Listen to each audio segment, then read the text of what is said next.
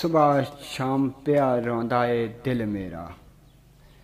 ਵਸਲ ਯਾਰ ਦਾ ਮੈਨੂੰ ਕਰਾਈ ਮੌਲਾ, ਤੈਨੂੰ ਵਾਸਤਾ ਜ਼ੁਲਫੇ ਮਹਿਬੂਬ ਦਾ ਏ, ਮੇਰੇ ਹਾਲ ਤੇ ਕਰਮ ਕਮਾਈ ਮੌਲਾ।